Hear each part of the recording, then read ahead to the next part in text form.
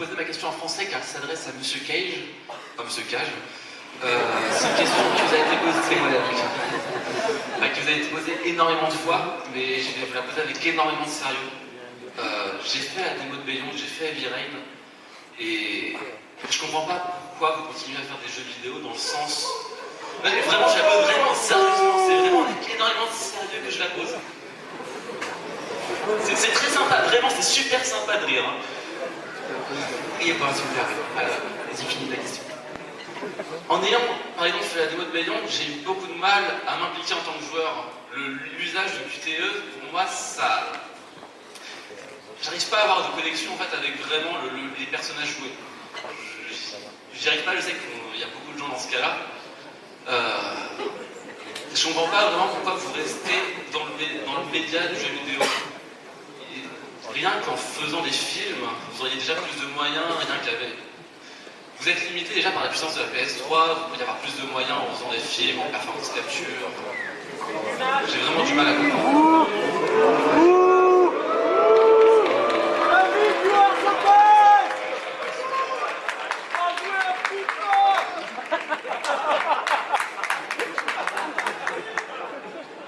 David, c'est toi le meilleur!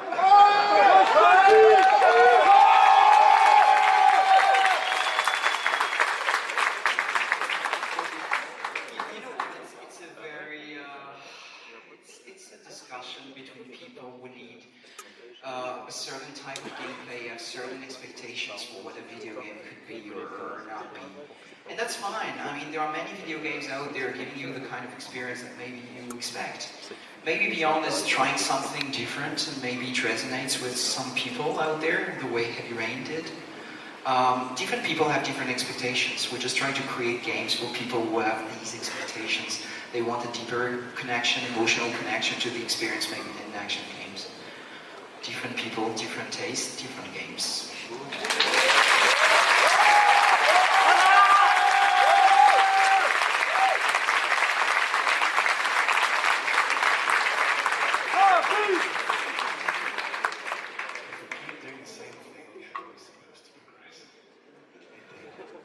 Another question, slightly less wordy and controversial this time.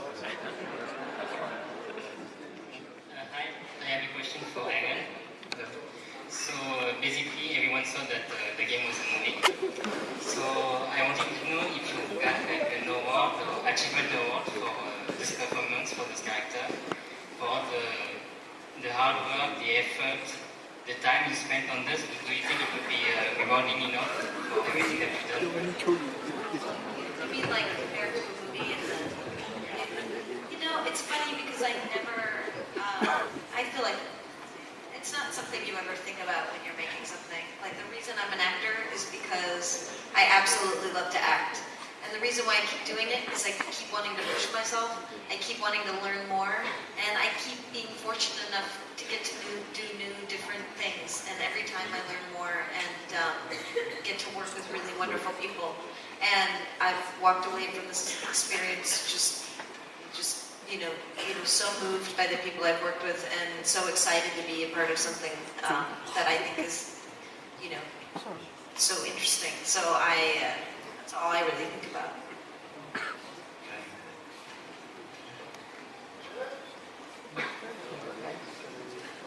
Bonjour. Je vous remercie de tout ce que vous avez fait par rapport à Fahrenheit et Hélène et là chez moi avec Guillaume. Merci. Et je voulais savoir de quoi vous vous inspirez pour réaliser vos jeux. Et une question pour les acteurs. Est-ce que ça a été différent pour eux de travailler dans un jeu vidéo plutôt que dans un film où ils ont l'habitude? Okay, question for you guys is, was it different to shoot in this game than to shoot in a film? Which is a question we hear a lot, actually, to be honest with you guys.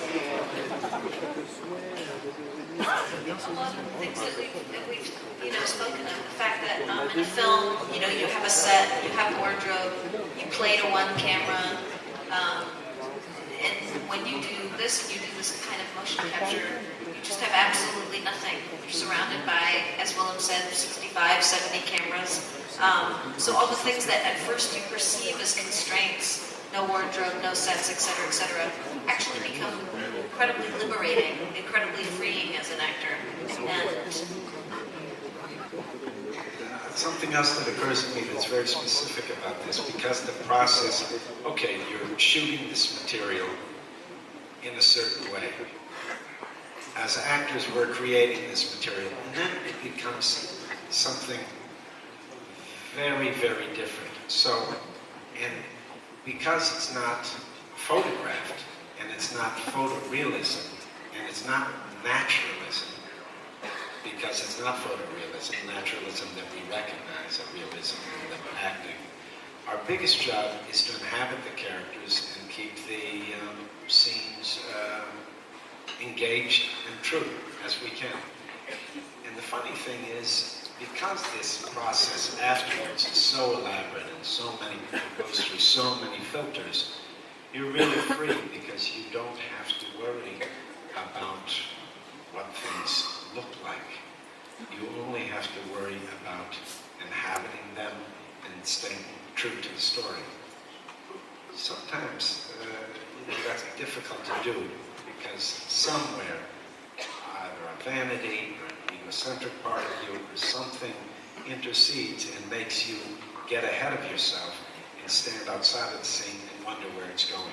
Here, it was easier to give trust to David and say, we're going to play this out. We're going to generate this material for you, and you're going to make this something else. The big difference for me as a director was also the fact that the acting and the filming were two different stages. So I could really focus on directing actors on set without having to think about the cameras, because the cameras were done at a later stage. So it's really cutting the work in two and allowing you to focus on each stage partly. Okay, I believe that is all we have time for this evening. So thanks to everybody here for attending.